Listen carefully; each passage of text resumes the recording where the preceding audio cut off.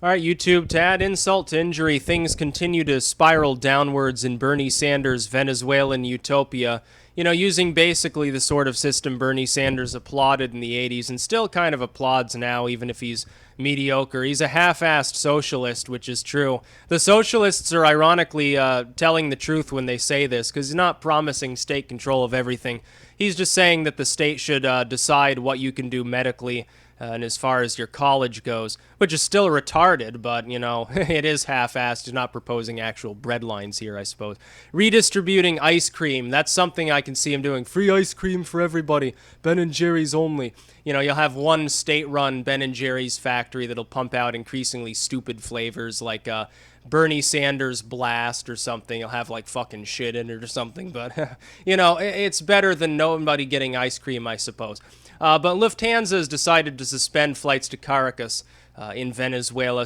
I think the real reasoning has nothing to do with economics. That could have something to do with it. You know, we're not making any money. Nobody from Venezuela can fucking fly other than Maduro. We don't want him shitting up our plane with his fucking smelly caviar breath. So we're going to just fucking ban flights to Venezuela. That may have something to do with it. I have a feeling that they're worried about like uproar in the streets, you know, the city burning to the ground, and really their aircraft getting fucked up or nationalized. You know, Maduro's troops just suddenly march and say, oh, these fucking German planes here, we're going to use them now and go spray our fields with them, or spray some civilians. Let's mount machine guns on the bottom or something. I have a feeling that's what they're worried about. But remember, people in Venezuela right now, the rich aren't feeling the brunt, you know, a real socialism card, I guess they can play.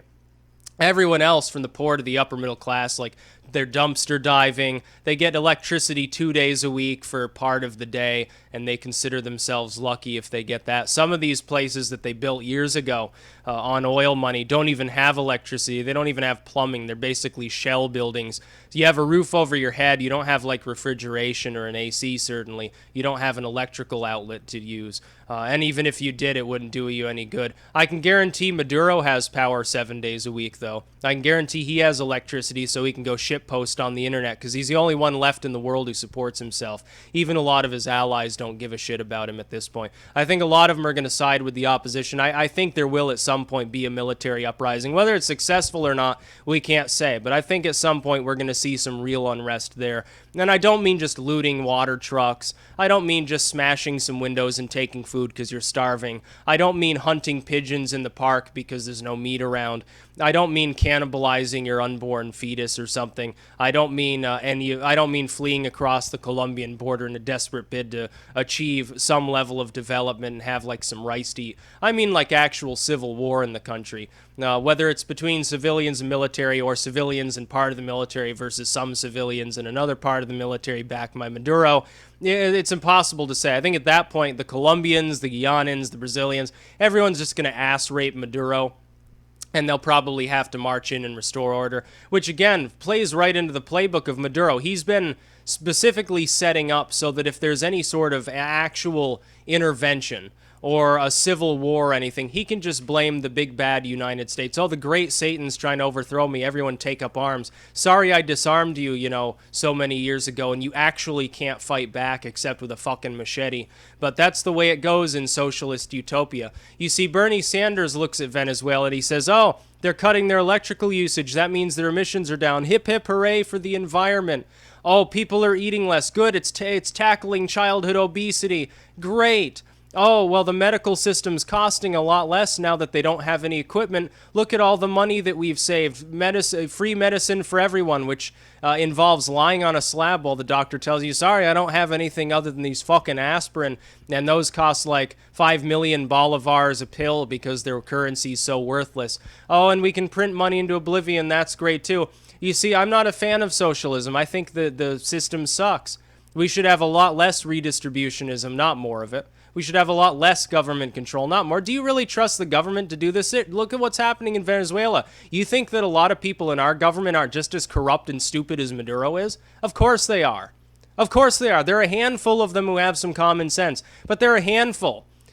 Trying to find a wise man or woman in Congress is like digging through a pile of elephant shit looking for a diamond ring. It's going to take you a while, it's going to smell bad, and your hands are going to turn brown in the process.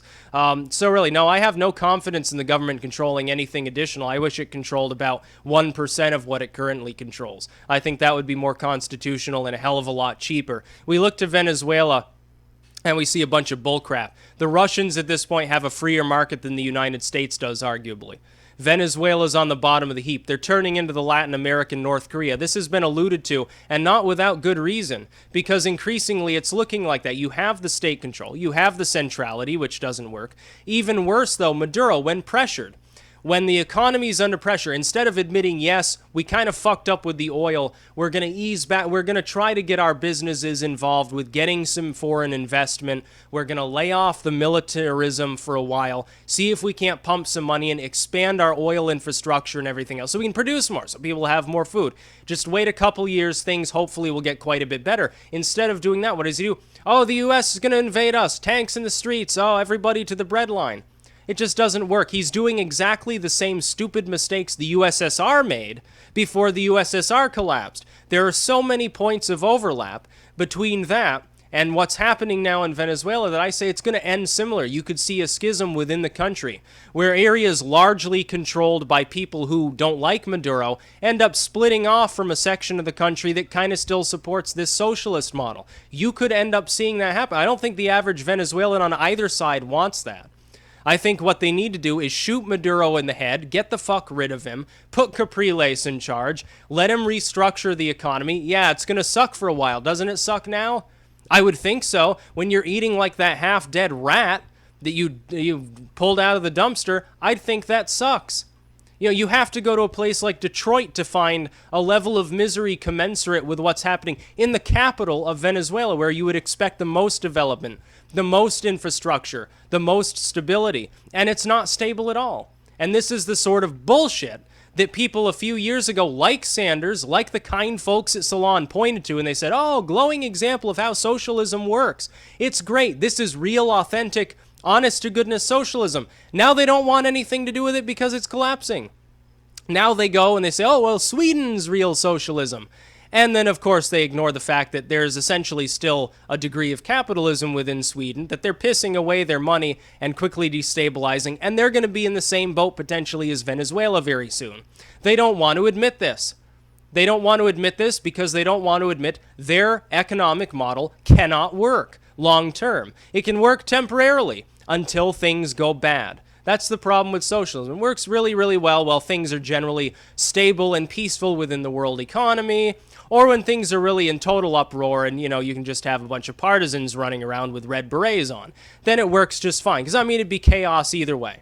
So Maduro is an asshole. Venezuela's suffering. Lufthansa's cutting off ties with Caracas. I'm not surprised. I think it has more to do with stability than economics, although the economics of the situation are pretty grim. That's about all. Peace out.